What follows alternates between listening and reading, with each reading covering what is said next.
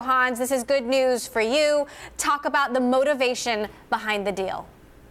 Well, as you know, I'm a board member of Musically. GGV, we co-led Series B and Series C in Musically. While I cannot comment on the price or structure of the deal, and after all, the deal is just signed, it's not closed yet. I think the synergy between the two companies are very interesting. Total put out a press release in English about 12 hours ago, and clearly indicated that Musically as the first Chinese team to build a mainstream app that's well accepted in the US, in Europe, in the Western world.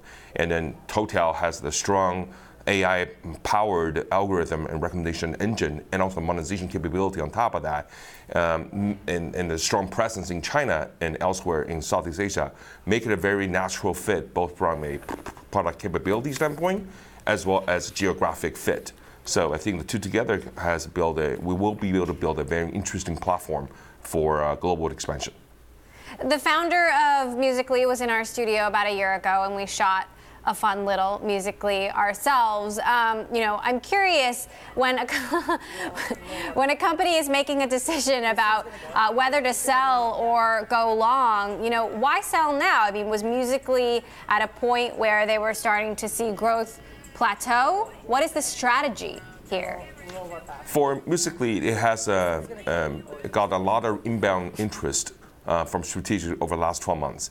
And it is among the fastest social networking app, be able to go from 0 to over 200 million in registered users, 60 million in daily actives around the world in the span of 3 years. So that growth is incredible.